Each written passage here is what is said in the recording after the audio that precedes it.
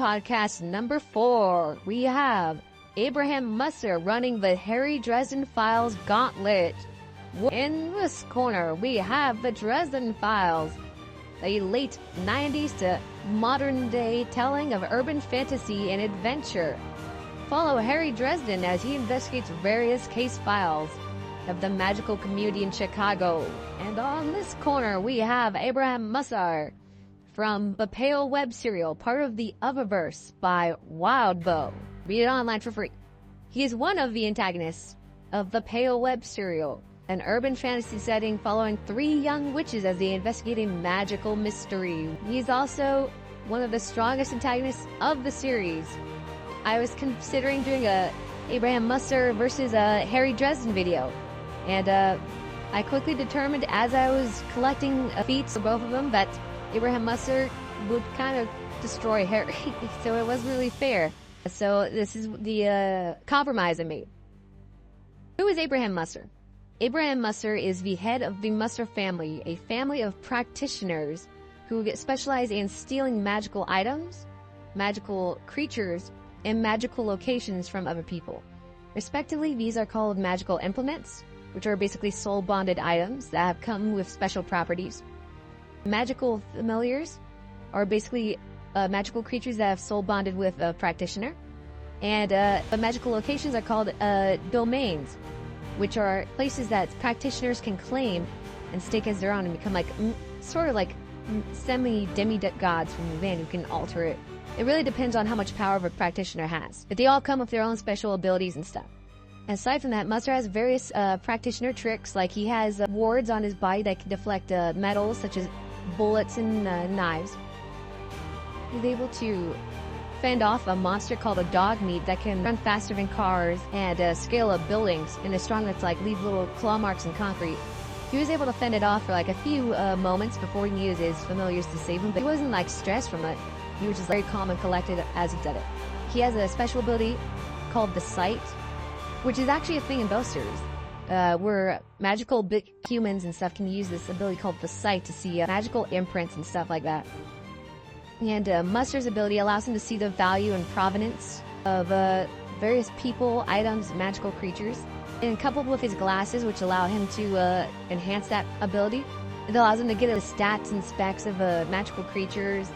If someone creates a magical creature, he's able to tell who made it. He has a bunch of tricks and abilities. He has tons of abilities. You can pretty much do a little bit of everything that you can think of. But what he prefers to do is fight with his stolen items and familiars, along with some boosts from his domains. So what I decided to do is that since he's a bad guy, why not have him run up a gauntlet of Dresden File bad guys instead? Alright, so started off with Stormfront. We have the Shadow Man, who's the bad guy of Dresden Files, the first book. And he's very much of a lightweight kind of punk. He's not really like an adept magic user. He has like a few tricks. His namesake is that he can summon a shadowy apparition of himself to talk to people from a long distance. And it's actually vulnerable to power. So he can still be hurt by people like forcing their will on the shadow if you're magical enough. And he doesn't even know that, which came as a big shock to him when Harry does it to him. He can also summon and enlarge scorpions to be like super strong and super big, but it takes time. It takes a lot of time for him to go from a normal size scorpion to like a poodle size, and then to like, I think a small car size. And even then they aren't like super, I mean they're durable for being so big, but they can still be crushed by elevators and hit by heat and guns and stuff like that. And he can also summon a demon. Demons in Pale web serial or the Otherverse by Wildbow are sort of different from the demons from Dresden Files. For one thing, as some very helpful fellow readers of Dresden Files have clarified me, that the word used by Harry is kind of like him being like, oh, this monster I don't know is scary, it's probably a demon. He doesn't actually know. He doesn't actually know what's a demon and what's just the scary monster that he doesn't know about. Which is kind of problematic for what we're going to discuss in a few of these, but there are like fallen angel demons in Dresden Files. And he does summon like actual hell demons. They aren't exactly the same as the Otherverse demons and angels and fallen angels. So the demons in Pale Impact and other stuff from Otherverse, they're kind of different in the sense that they're like walking nuclear bombs, but if the nuclear bombs emitted radiation, that just annihilated matter. Like, as in, it's just furthered entropy. And everything that they touch worsens. That's the scale of demons. If you came down to fighting a boogeyman that will like haunt your nightmares for the rest of your life and skin you alive, you prefer that over a demon that will just like cut you. Because a demon that cuts you, it's gonna fuck you up like existentially down to your soul. Like you're scarred, like you're literally ruined in more ways than you can imagine than if you just had your skin like flensed off. That's how bad demons are. Not that Musser fights demons. Demons don't come up again with Musser particularly. Like, he's a kind of guy who's more like fighting armies. It's mentioned multiple times that he could kill an entire army of goblins in mass. He's strong enough that when it comes down to fighting, like if he's just like without any of his allies came to our city and all of our resources came together, if we fought him as one, could we defeat him? And the answer was probably no. He'd probably destroy our city or everyone that was that'd be able to fight him. And like in the series, there are these beings called lords, which are what happens when a human practitioner or an other or anything that's like sufficiently magically inclined is so strong that he beats all people and becomes like the de facto leader of a city or town or whatever. And he claims an area and he gets a power boost and abilities. 9 of these ambushing Musser as he was tired and drained and exhausted was not seen as a guaranteed win. It was seen as like, oh, it might work. It might work. And you know why? It's because he's defeated 40-something different lord competitors before. He's defeated other lords that were built specifically to defeat him. They might slow him down a bit, but he never loses. He's not someone who you can generally beat in a fight unless you're like absolute god to it. That's what it takes to beat him. An actual god has to step in and say, hey, I'm gonna fuck you up. And she does. It's pretty great. But okay, that's the scale of Musser. Shadow Man can do a little thaumaturgy thing, which is like stereotypical voodoo stuff. Like they put a pin in a voodoo doll and poke someone. He can do that, but it's a little bit different. He has to get their DNA, strap it to like a rabbit, and then use the power of the storms to carve out the rabbit's heart and then have it like explode in the person's chest. So you can tell there's going to be some problems, because first off, he has to get the DNA of Musser, which is not going to be easy, because Mussers are actually super protective of their DNA. Musser's son right here, Reed Musser, he would not masturbate without because he would leave DNA. He couldn't have sex with a woman that was like super into him without permission and making sure that his DNA wouldn't be taken. And it's a good thing he didn't, because you know what? There's another bad guy in this series who had his sperm stolen by another bad guy, and that sperm was used to sort of do a thaumaturgy on him. Instead of ripping out his heart, he just did it to get a little bit of extra for when he stole his vision style. So you gotta watch out. Those wizards are after your sperm. You can't trust any wizard with your sperm in these books, alright? Dresden Files or in Otherverse, alright?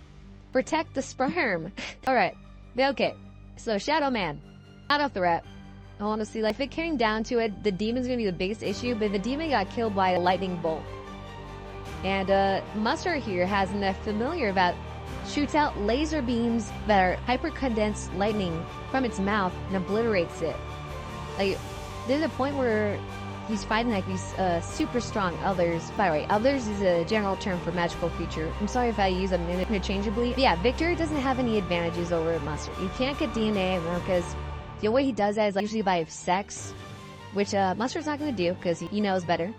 By having a goon eat him up and steal DNA from people, and that's not going to work because Musser's like 6'6", built like a fucking mountain, and he's actually super adept at fighting. Like, I think I mentioned before that he's able to fight off monsters by himself for a brief period of time.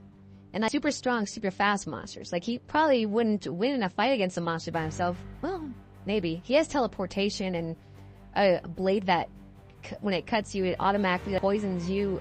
It rots through your body and tears you apart from the inside. And he has a glove that can catch bullets and stuff that dampens the energy. So if you threw a punch at him at the speed of with the power of a bullet, he'd be able to catch it and be fine. Like, he's just so fucking OP. Alright, well, you know what? Victor dies. Like, you could send all the scorpions he wants. You can try sending the demon after him, but for one thing, the scorpions are fodder, but demon gets annihilated, and Musser probably just slaughters Shadow Man. Alright, so what is about Full Moon? Full Moon deals with werewolf. Oh, well, actually, I guess there's several threats in this, but we'll talk about two of them. So, the werewolves are FBI agents who are given wolf pelts that allow them to turn into evil, bloodthirsty wolves. And that's kind of it. They're not really a big threat. I don't even know if Musser needs a familiar. The series is trying to hype up wolves as being super scary, and they are in real life. Don't get me wrong, but Musser is not scared of wolves. You could have any of his familiars tear apart wolves, like Rabbit Hunter, or not Rabbit Hunter. Rabbit Killer is a fucking monster that like controls shadows, which would fucking kill Shadow Man now that I think about it. How the fuck am I forget about that? No, Rabbit Killer is an other that's like manipulates shadows. It eats rocks. It tears apart living creatures and sinks into them to annihilate them and tear them to bits. It travels 100 feet faster than someone who could take a single step. It's fast. You'd be annihilated. Like, even when he was fighting immortal soldiers that can revive from anything called dog tags, like they can heal from any injury and get back up. Immortal soldiers fell into the shadow and had to be rescued because they didn't know what would happen if it kept tearing them up. They'd probably just reform later, like days later, but still, it was like agonizing, being eaten alive, basically. So the wolves are not a big threat. The only big threat that there's a lot of them, but that's not an issue, because Musser can slay armies. I can't stress it enough. There's someone who is close to his strength, but not as close, according to the god that defeated Musser, and that person could also defeat armies. This is the scale of Musser is at. A bunch of wolves are not going to be a big threat to him. Musser annihilates the wolves. Like, he doesn't even need to work out. He just needs one familiar to handle it. Luke Guru is another story. It's not a long story, but basically, God had one of his saints curse an entire man's bloodline, so they turn into an immortal, eternally regenerating monster wolf man that will kill everyone at a full moon. And Luke Guru is one of the strongest creatures we've seen, in that nothing could kill him except passed down silver. It can't just be silver, it has to be silver that's passed down. Why? Who the fuck knows? But that's his limit. He can't be killed by anything other than passed silver. Alright? And he's super strong, super fast. Like, Luke Guru gets blasted by, what was it? Condensed beam of fire or condensed beam of force? It was one of those. But the point is that it was enough energy that it knocked him through several walls, several concrete walls, several metal bars, across the street and into another building, and it got up and was fine. Like, it healed it and was fine. So you might be thinking, well, is Musser screwed then? Is Musser weak? Because, you know, Musser has a bunch of lightning and energy beams, and he has a super soldier on hand that could possibly hold off Luke Guru. He has the rabbit killer that could probably eat it, but would that kill it? Who knows? Like, could he set it on fire? Fire doesn't work? And could he have his others, like, tear it apart? Like, one of them's a boogeyman that can cut people in pieces within seconds? Maybe not. Maybe see. I'm being facetious. Yes, Musser will win. And here's why. You see, one of Musser's magical items is a little cigarette lighter that when he flicks it open, sets his target on fire. And you might be thinking, Rit Tom, you just said fire's not going to work. That might be true. However, one of Musser's familiars is called a Dana, or Dana. And the Dana can turn that fire into holy fire. So it's literally called divine fire. And she can be further boosted by another magical creature that Musser has, called Nova, who is an icon, who can give magical power to Musser to heal him, but also to his familiars for extra boosts. Holy fire would be the one that would kill him. And if not, if somehow the Luke Guru survives being emulated by divine fire that burns away corrupted spirits and stuff like that, that same Dana can also take the Luke Guru and send it to the spirit world and trap it there forever. And so that's so Musser wins again. This is what I'm saying when I'm talking about Musser having an answer for everything. You might be thinking, Rit Tom, are you pulling this out? No! This dude is is broken as hell. He's just absolutely insane. So Luke-Roo, not an issue. Brave Peril. That was a lot of threats, actually. But we'll focus on the vampires and the Nightmare. The vampires are not going to be a threat. Like I just said, he can fight armies of goblins, entire towns. He can fight very weak primevals. Oh, by the way, primevals are these before human history creatures. It's a whole thing. Just imagine them as the magical dinosaurs. Just for now. And they're so strong that ones that are the size of a bull can kill a dozen practitioners. So, and he can fight those. Like I said, army killer, city killer, lord fire, lord killer, primeval killer. He's killed a god, a very weak god, but it was a team effort. But he helped that. Alright, so that's his thing. Vampires are not really the issue. Bianca's gonna die. Ortega is probably gonna die too. Ortega's pretty strong from implication, but not much else. Bianca's not that strong. She's dead. All the vampires die. Mavra might die, actually, depending.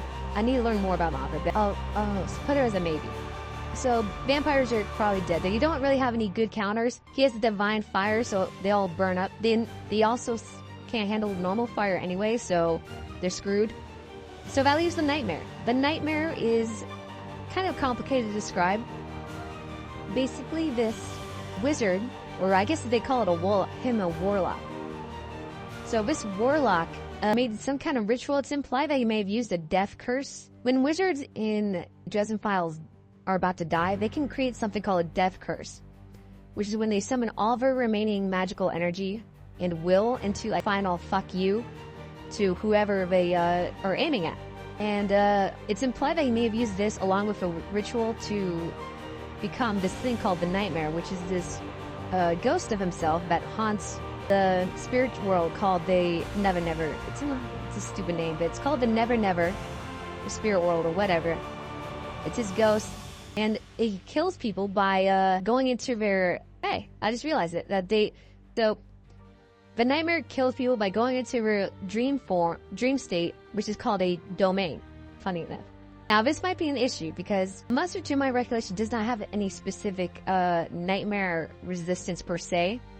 He does have curse resistance in that he has these 80+ beads on him that if any curse lands on him, washes off and is purified immediately. And it takes like a year or so for beads to grow back, but 80 beads, so he's not going to be touched by curse. So that may be a thing. But he also has Vidana as a psychopomp, so he would probably deflect any attacks against him. And there's also the fact that nightmares that he worked on surprise. Most people don't expect to be attacked in their dreams, but once Dresden realized that he was in a dream, he was able to overpower the nightmare and kill it and eat it. As a long story. So, but yes, so he has a Dana that could protect him. If he's aware of it being a dream attack, he'd probably attack. You might be able to kill the nightmare. But there's also a chance that things just don't go that way, and the nightmare could possibly do some serious damage. It's an interesting one, because the nightmare attacks very, what's the word I'm looking for, abstract way, so it's interesting to consider. I don't think it's a big issue, because like I said, he has the curse beads that will defend him. He does have Vidana that could redirect a... Oh yeah, the Vidana basically can redirect instant kill spells too, which is fucking crazy to think about. That's fucking broken right there. So he just redirects the instant kill spirits and denied. Alright, so that's, so I'd say that's a good 75% chance that he clears it fine. This is because Nightmare's just so weird to consider as a fight. There's a lot of win conditions though, so it's very likely that he makes it through. Summer Night is where things get a little tricky. Because you see, Summer Night has been fighting against one of the most powerful characters in the book, the Summer Lady, and her cohorts, but mostly the Summer Lady. So we don't actually get to see this Summer Lady fight too often. It's implied that she's so strong that the only reason Dresden survived was because she wasn't actually taking him seriously. And there's a valid reason for that, honestly, to believe that, because from what we see of the ladies of summer, which are they're basically fae and stuff like that, the fairy, the she, whatever you want to call them, the fae court, fae people. What we see of ladies of similar skill and ability is that Dresden's like a fly to them. So I could believe that the Summer Lady only lost because she let her guard down and was killed by a bunch of tiny fairies with iron knives. So in pure power, I could imagine, based on hype, that the Summer Lady would be able to be a huge threat against Musser. Because we see weaker beings that serve her, like, I can't remember, he was disguised as a troll, but he wasn't actually a troll. One of her servant knights was super strong, capable of deflecting magic easily, and elemental magic at that. So that's gonna be an issue right there. But is that a lose for Musser? I don't know. Because the Summer Lady lets her guard down. But would she do that in Musser? Maybe. This is a tough one for me.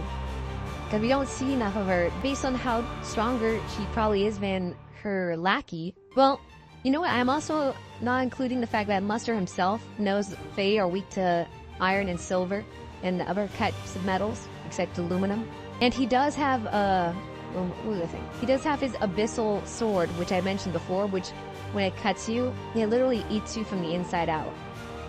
He does have a divine flame. He has another implement called the binding pin, which he can flick, and it flies out with so much force that it captures a woman in midair, launches up into a solid marble roof, and pins her there by the spinal cord. So that's his scale right there. I'm not even including the sheer elemental power and super soldier familiar or a bunch of other stuff that you can do, but this is a tough one. I think that if he uses iron right, he could probably defeat her lackeys. But if she starts taking him seriously, that's a question that has me going like, I don't even know. It really does not help that we don't see her fight that much. The very brief bits that we see her is her overpowering Dresden's mind, knocking him on his ass a few times. A lot of transmutation to look like something that she isn't and stuff like that. I don't know. That's a tough one. I'm gonna leave that as NA. No, not available. There's just not enough information. I feel like I need to see her in action to really get a good vibe of it. There's ways of victory for both sides, I think. We do death masks. So, big threats are Ortega and Nicodemus. Oh boy. So, Ortega is not going to be too much of an issue. He's not actually that impressive. Like, from what we learn, he's supposedly a strong fighter, whatever, warlord, clever. He doesn't really show anything impressive. He gets wounded by bullets. He uses bullets and guns, which are useless against Musser. You could have 5 people shooting automatic weapons at Musser, and he'd be able to catch all the bullets with his glove. And runes that he has on his hand to ruin any impact on him. He's not going to be in any danger of Ortega. Ortega is not a big deal. Nico is another matter entirely. He does have his lackeys, the snake dude and his daughter, the whip girl, the Medusa girl with the metal braids. And those two are basically nothing. They're not like big issues for him. Oh, I guess he also has the chump guy that's like a giant man bear pig thing. Also, not a big deal. They do have some tricks up their sleeve and they're strong, but they aren't like, oh, gotta watch out for Medusa or snake guy or man bear pig. And they're not really that strong or cool. Nicodemus, however, is legit. Might be a stomp right here for. No, it might be 50-50. It might actually be a first one where I'm like, I can't tell who would win. And not just because there's no information, but because Nicodemus is so impressive. He's able to catch up to a speeding train after falling off of it. He's unconcerned with automatic gunfire. He's unconcerned with being exploded, turned into a smear on the wall. His shadow is super strong. Super flexible, allows him to fly. He has enhanced speed with fighting and stuff. He doesn't actually show much magical ability. What he does show is incredible speed and strength. Normally I would say that doesn't matter much, but the scale of Nicodemus is enough that I'm like, ooh, that's actually that might be a problem. Is it an immediate lose though? Not necessarily. Musser might actually take this seriously because if he learns what Nicodemus is, and like he has a fallen angel empowering him, he might actually be like, oh shit, demon time, I gotta fucking fight for my life here. And just go all out. All of his familiars. And that means like using holy items, or he has a familiar called an icon, Her name's Nova. She's very nice. And she's not being controlled and manipulated and traumatized. But that can bless people, and the power and has holy protection. The Storm Child, which I mentioned before, who can shoot lightning and stuff. And Dana, as I mentioned, who can purify things. Divine light to create basically holy fire. So that's it. It's not really good for Nico. It's not really good at all. But then again, Nico's just very strong in general. Theoretically, he could probably match Rabbit Killer's shadow manipulation.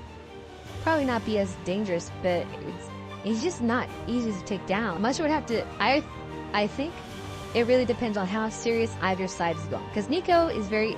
They are both arrogant assholes. Very arrogant pricks. I could see them really screwing up each other's chances, but it really depends. If they don't take it seriously, it can go one way. If they both take it seriously, it can go one way. This is tough. I don't know. I generally don't know. And I don't think Nicodemus is necessarily an army killer per se. I don't think he'd be able to fight an army of magical creatures by himself. I think he's just very well statted against Musser in particular, because when you have enough DACA, it becomes hacks. Musser has enough hacks with DACA that it kind of balances out. I genuinely do not know. Which says a lot to Musser's power that he can match it with someone like Nicodemus, who's one of the most long-lived characters in the series, and he's super strong.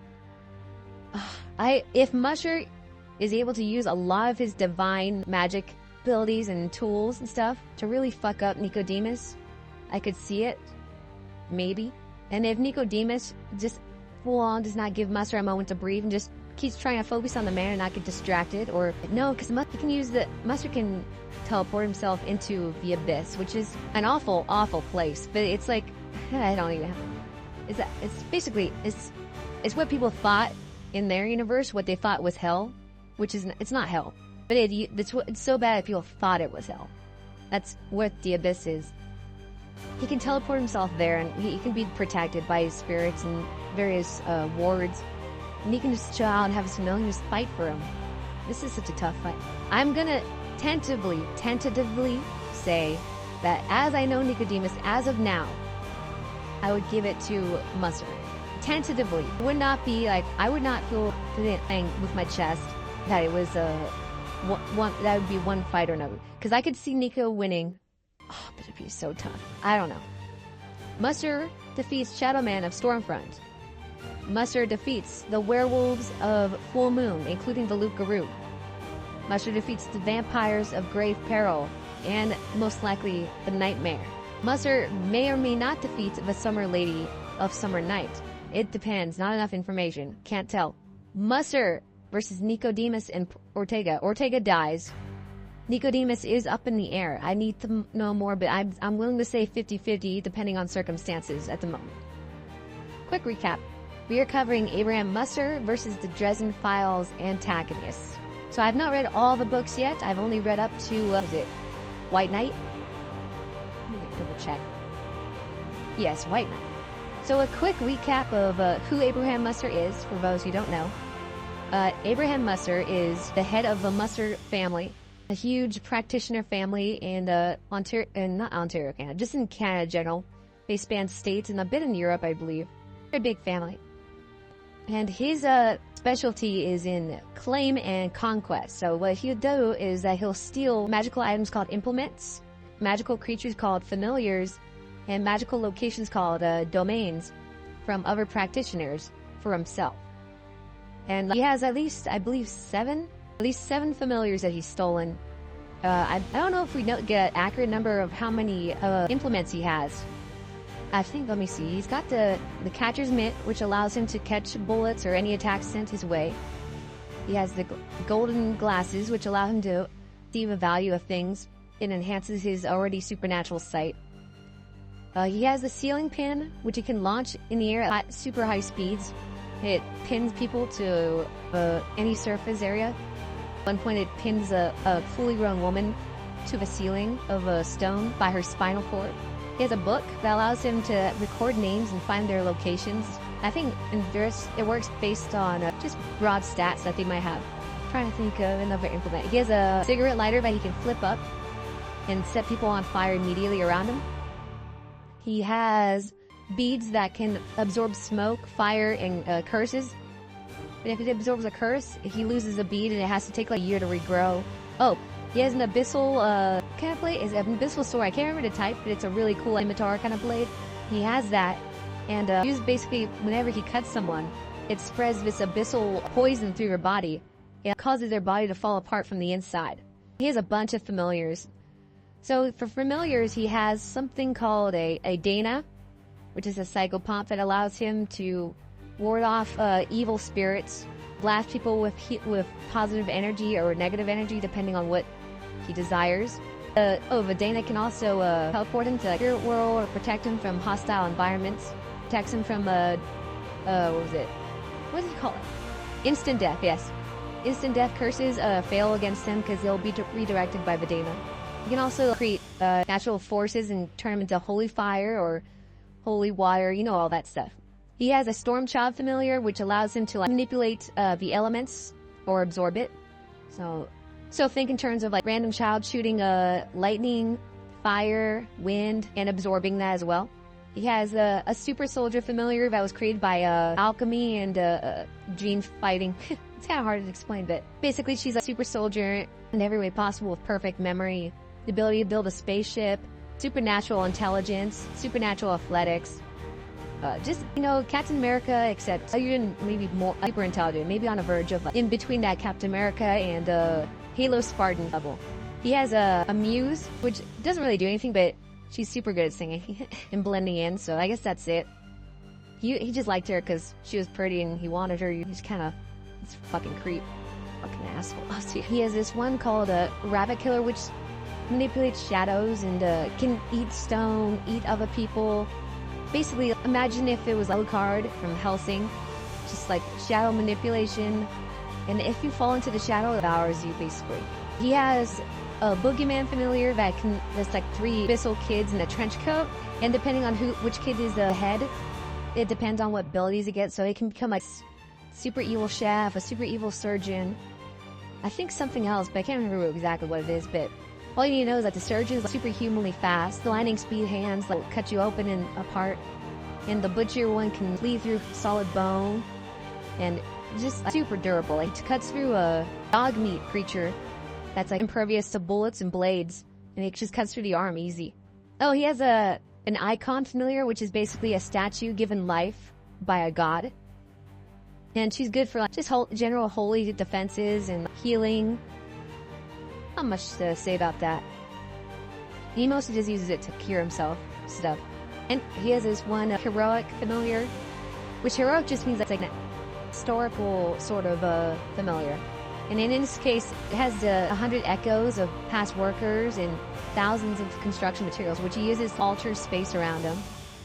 So he'll be inside of a church, and if he wants to be decorated in something like some grand temple area, and turn it into a bigger space on the inside, he can just summon in this familiar and have hundreds of workers and building material form together into giant concrete and stone pillars, and it took 10 minutes for him to create it.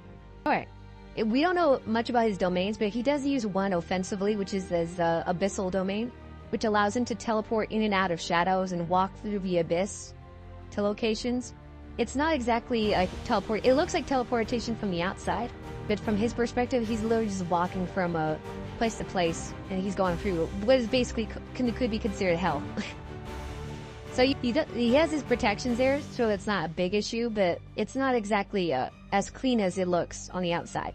And he also has a bunch of minor things, like he can create runes that can absorb the shock of bullets and stuff. Like at one point, with his catcher's glove, I already mentioned that he can catch bullets, but at one point he had live different people launching like machine guns and rifles his way, and his hand was like a blur catching every single bullet, and he felt a faint pain in his hand from it, but he had runes drawn that absorbed the brunt of the impact, so it's just more like a numb, that hurts kind of thing, instead of, oh my god, this is the worst pain. What else am I getting? Oh, he also can create runes that block bullets and stuff, but he didn't really tend to use it because his catcher's glove is so good at that already. He has enhanced fighting skills. That dog meat I mentioned prior can like run cars, climb up walls, tear scrapes into concrete and stone, and when he was taken by surprise and had the dog meat come after him, with his catcher's glove, able to help him catch the strikes. He's able to deflect and dodge and avoid most of the attacks without much hassle until his familiar saved him. And speaking of familiars, he has a broad sense of what they sense. So like that superhuman familiar I mentioned, the super soldier one, he could tap into her senses and get a broad view of what she's doing, who's around her, and whatnot. And he'd be able to see through her eyes or understand what she's thinking, sort of. And he does that a lot with his familiar, so he can have battlefield awareness of his minions. So that's the broad strokes of Abraham Musser. He's one of the strongest characters in the Eververse setting, which is Pax and Pale, and a bunch of small sub-stories. He's not the strongest, but he's up there. Like, he's one of the big antagonists. So, I've mentioned this before in a prior stream, but I consider doing an Abraham Musser versus Harry Dresden. But up to White Knight, it's not really much of a fight, because Harry Dresden would just be rocked. Like, Harry Dresden's big thing is big fire and big wind attacks, but all of which wouldn't do nothing to Musser, because he can just absorb the fire and wind and kick his ass. It's not much of a fair fight. So I thought it'd be funny to do antagonists instead. See how he squares up. And it's been pretty easy for him. He's got 3 wins from Stormfront to Grave Peril, and 2 arguable draws of Summer Night and Death Masks. So right now we're going to cover to White Knight, because that's where I am at the story so far. And let's see, where are we with that? So we got Deadbeat, Proven Guilty, and White Knight. Alright, so Deadbeat is the one with Necromancers. Necromancers, this one might be tough. This one might be tough, because there's some key players here that prove to be a little bit higher tier. So, Deadbeat involves the Necromancers. This is going to be a bit tricky, because we only get to see 2 of the big Necromancers actually work. We do get the Cowls, so we'll cover that in a second. So I can't remember their names, because I remember Corpse Taker, because that's a badass fucking name. I can't remember the other guys. I'll just call him the zombie guy. He's probably the most boring and least memorable one, so you know what? Who can blame me? So, Corpse Taker's a big issue, because her whole gimmick is that she attacks the minds of people. He has a ghoul minion, but ghoul minion doesn't matter. So, Corpse Taker's whole thing is that the ghoul minion would die, but the Corpse Taker's whole thing is that she attacks the mind, which is going to be pretty difficult for Musser, I think. I'm going to hedge my bets on it. Hang on a sec, because I gotta think about it real quick. Mind attacks in Pale and Pact are a bit different from how they work in Dresden Files. They both operate on the sense of self/willpower, but there's a big difference in execution. The mind powers that we mostly see are like possession attacks and stuff like that, or enchantresses like Elios. Elios can affect connections between people, or they can make them more likely to do something based on manipulating those connections and using just normal manipulation tactics. So it's like seeing strings between people and plugging them to get them to do things. And between that, there's also possession from magical creatures like the Turtle Queen, who was like a meme, basically, a medic effect that came to life and took over a small town. And it's just body jacking others and stuff like that. It's not like mind control is exactly a thing per se. There's not gonna be someone who's running around like telekinetic mind and be like, ooh, I'm gonna take over your brain. There's just powers that be that enforce their will upon you, which is kind of like how it works in Dresden Files, but it's different in the sense that you need specific connections and protections. You can't just brute force will it normally. There's exceptions. If you have enough power, karma, or like defenses prepared ahead of time, it doesn't really matter how strong they are if you can just outperform them, right? For example, I mentioned Elios. She protects herself from being mind controlled by the Turtle Queen by having a familiar who is the high spirit perversion, which isn't like actual perversion per se. It's more like anything that's perverted, which could mean the definition of like changing the substance into something that it wasn't meant to be. It's out of the norm. And in this case, he becomes toxic to the Turtle Queen, which prevents her from taking control of him, Elios, and anyone in the surrounding area. So that's one example. But I'm sure you're asking, like, what does this have to do with Musser? Does Musser have protection? He might, in the form of Dana. Dana would redirect spirits that are aimed at him in attempts to possess him, because those would count as hostile spirits. So that's one potential defense. He does have a high form of claim, in that he has the mantle in his body. He carries the mantle of Musser clan, which is like hundreds of years of Musser family heads, leaders, all crammed into his body, and they influence his command and control, and they gave him power and claim and a bunch of other tricks. But basically, he has that in him, which could possibly be a defense, which would, like, Corpse Taker try to take over his mind, they'd have to deal with the mantle in there, probably. But other than that, he also he might be able to, if he feels her encroaching on his mind, he could draw a line in the ground with his boot, and that creates a wall of power that interrupts any connection trying to be made between them. It wouldn't be a perfect defense, but if it comes down to it, it'd be at least something that he can use in an emergency. Oh, we got a comment. I feel like Musser would be resistant to mind control because his mind is already pretty crowded. That's what I was saying, but it's kind of weird to use as an argument because like Mantle, all the Musser family and stuff is technically one entity with a bunch of overlapping thoughts.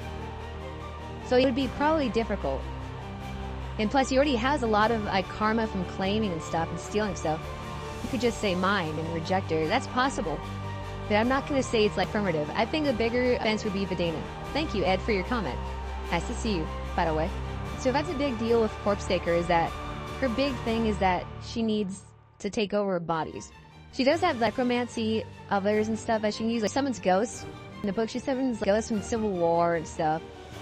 And that's not really a big issue either, because like I said, Dana. I feel like I'm kind of cheating, but Musser's always cheating with Dana. He just summons Dana, and purifying spirits will kill most of the ghosts. Or at least eliminate them and banish them. Alright, so Dana, Corpse Taker. Probably defeated. He's an obstacle, but not a big one. Alright, so what about Zombie Guy? Zombie Guy is the guy that summons like, whole actual corpses using the drum beats. He's not really a big deal, in my opinion. His big claim to fame is summoning a lot of zombies ahead of time, but they're just really he has his numbers on his side, and that they're corpses and that they need to be have their heads destroyed. Other than that, they aren't really a big threat to Musser. Musser could easily wipe them out. Zombie Guy is probably taken out easily. Not much to say. However, there is another Cal, and his friend that I can't remember, his partner, I can't recall her name. It's mostly focused on Cal anyways. They're different. Man, they're strong. They're really good at veiling themselves, which veil themselves is to turn themselves sort of invisible, or a bit more like blocking out. It's kind of like a connection blocker. It blocks out people's awareness of their location, sound, stuff. They're really good at. So Cal's good at that, but he also has a lot of power. When he fights Harry Dresden for a brief moment, he sounds like some kind of psychic wave of energy at Harry, and Harry's like braced for it. He has his shield up, he has his power ready to go, and he still gets knocked on his ass like 30 feet away. And immediately he's like, oh my god, if I had not been prepared, I would have died immediately. And Cal can somewhat handle having a car dropped on him, and he's mostly just like, ow. It does hurt him a bit, but he's mostly like, he doesn't tank the car or anything. He still has to take time to recover from it, but it's still a neat feat to have. But that's the thing, is that we don't see him directly fight again. We mostly see him like summon these awesome indigenous people ghosts. I don't know if they're ghosts or if they're phantoms or something, but they're super cool. Like, they were shooting like arrows and stuff, and at speeds of bullets, or throwing axes at the bullet speeds. They were tearing into a giant ghost T-Rex.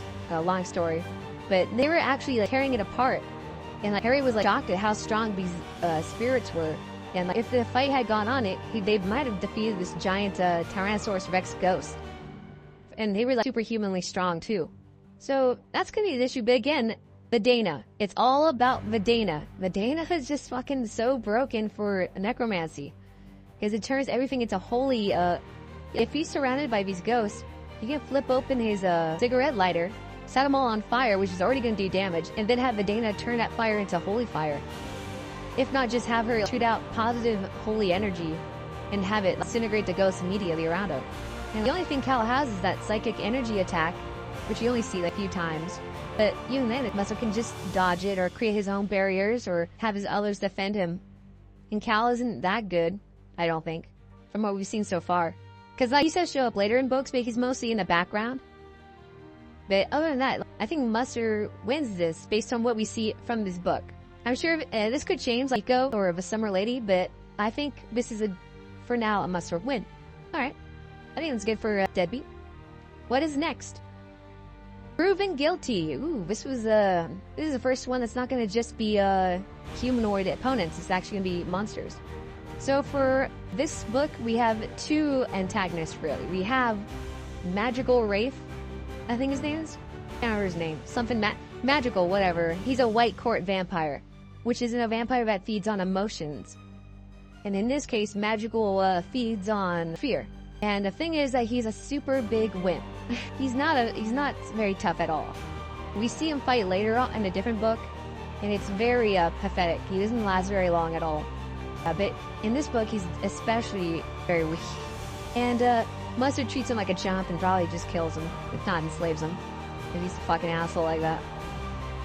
The other ones are called fetches. But these are the other antagonists. These are they creatures of Never Never, specifically in the Winter Queen's Court.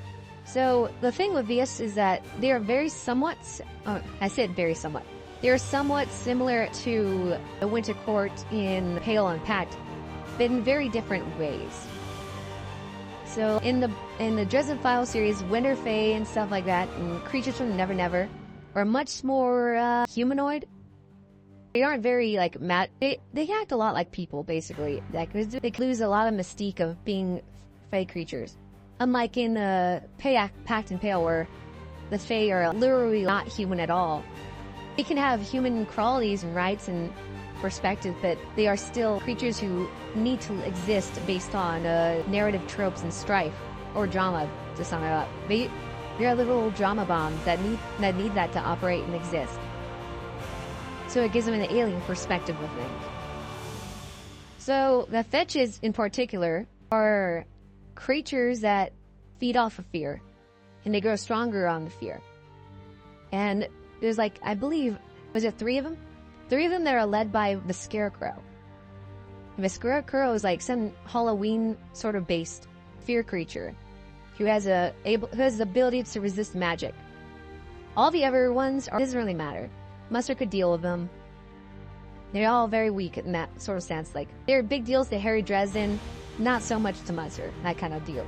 The Scarecrow's another story, because it's, one thing, it's huge. It's been around for a long time, and it has that, some kind of spell working that allows it to block a lot of magic attacks sent at it. Not the same thing as blocking physical attacks either. For example, it still gets its arm cut off by a sword, swung by Thomas Wraith, which is another white court vampire, who is actually pretty badass in the fight. Thomas is superhuman strong, but he's not like Superman human strong, you know what I'm saying? So it's still impressive on both parties. I think a shotgun still annoys it, but it doesn't like harm it at all. So this deal of the Scarecrow is going to be a little bit of an issue, because magic resistance is pretty tough to get past. A lot of Musser's attacks and stuff are basically magic. He's sort of like he's the party leader of a bunch of magic squads. He does have non-magical means of attacking, and he has magic that would be very good at bypassing Fae defenses. So, for example, beyond just fire, the Dana, of course, brought her up again. She can probably damage the Scarecrow a lot. The Stormchild probably could as well, though in a more like a destroying the area around it sense. Trying to think of another one. Oh, his binding pin. You can launch that at the Scarecrow. It's actually made from a Fae sorceress, I believe it was. And that can pin the Scarecrow in place, since it's made of metal. Oh, Fae and Dresden Files have a big weakness to iron and steel and other sorts of metals. That weakness exists for Fae of Pact and Pale, but not to the degree where it's like radiation. And that's how bad it is in Dresden Files. If you gave iron and steel to a Fae in Pact or Pale, you could hold it and use it for stuff. But they wouldn't, like, when used against them, it can be dangerous. But not like killing them by touch. But in Dresden Files, like, big deal is that you could put a small tiny screw and throw it at the Fae Queen. And she'd be like, well, what the fuck is that? It says that even leaving little bits of iron in the fake core is potential to leaving uranium lying around in on a public garden, so it's a bad idea. Musser would know to use iron and metals and stuff, because that's still standard Fae weakness. But also, I'm not sure if he'd catch on that the Scarecrow's Fae particularly, because it doesn't really operate like Fae per se. This is a tough one. I don't think he'd ever lose against the Scarecrow. The Scarecrow is very weak, in the sense that all it has is vine attacks from its own limbs, and is very strong. It can still be damaged by a physical blow, so I think he'd still win. It'd take a lot more issue because he still needs to work around it. I'm trying to think, does he have... He'd probably have to use his Abyssal Blade. And the Abyssal stuff does cut through Fae stuff pretty quickly. I think that makes sense. So how I see him winning, using his binding pin, pinning it in place, allowing probably his Abyssal Sword, Athena, which is his Super Soldier Elder, and his Boogeyman Elder to chop it to bits, probably. That's probably going to be the best route for him. Maybe a bit of Dana, too, to weaken and boil it or whatever. You know, Dana's just really OP for these fights. Let's see else. Next book is White Knight. White Knight. It's kind of hard to deal with him because there's a lot of antagonists in this book. Magical returns, doesn't matter. He still loses. Even with his extra weapons and stuff, he's really not that all. He's not really not important at all. The big danger is Vito and his ghoul portal that he summons. First off, Vito is also a white core vampire, but he feeds off of despair, and his helps cause, well, despair in people. Like, he focuses his power on it. If given enough time, he can make you feel fear and depression and etc, etc. That can be an issue with Musser, of course. He has the beads. He has Dana. God, this doesn't even sound like a word anymore. Vidana. He has Vidana. And the beads and probably a bunch of other protections I'm not even thinking of right now because it's just so many. So that's not an issue. Vito is very athletic. Like, he's described as a vampire ninja. And he has superhuman reaction times and stuff. He's an actual fighter. He might be an issue at first. But again, Musser has fought someone who is faster than a car, can leap up buildings and stuff, and he's fought that, plus, I believe, 10 other super soldier dog tags, each shooting guns at him, bombs, explosives, trying to ambush him, and he's fine. Vito would just lose eventually because Rabbit Killer's like controlling shadows and devouring him, Stormchild, fucking Musser could just open up his match cigarette lighter and set him on fire. Am I forgetting? No. Oh, so Vito does have the ability to open up a never portal. And I forgot to mention it before, but the never is just basically the spirit world for all intents and purposes. It's just this magical area where Fae and Boogeyman and all this other stuff exist. And he can open up this portal and lead it to, what was it, like something like nearly 100 ancient ghouls that are amped up with some kind of dark energy. And these ghouls are so strong that you could decapitate them and they'd still be able to grab their heads and slowly reattach it. So that would actually be, that'd be a bit of a problem. I think Musser would still win because of that fucking Dana and the fire and stuff. His Stormchild familiar is able to blow apart streets and stuff. So he'd at least have DACA advantage of being able to blow stuff up and cause a lot of trouble for the ghouls. He might even be able to kill them, because the purifying power of the Danas, the positive spirit energy manipulation, that could actually do a lot of damage to the ghouls. I'm not sure, because that's really all they do. It's really all we get from this book. It's not a big issue for Musser. So I'm going to say that is a pretty strong Musser win there. He'll probably defeat the ghouls, defeat Vito, and it would just, and behind that Vito is the cowl, and we don't get much from him in there, so he probably isn't. That's just a repeat of a deadbeat fight, based on what we know so far. So I'd say that Musser takes this. So excluding Summer Night and Death Mask, I'd say that Musser beats 6 out of 8. That would be my final verdict. Musser wins 6 out of 8 of antagonist fights so far, with 2 draws. 2 very, very questionable draws. Thank you everyone for coming to this episode of Who Would Win This has been Rid Tom, Victoria Dallon's #1 fan, signing off. Goodbye!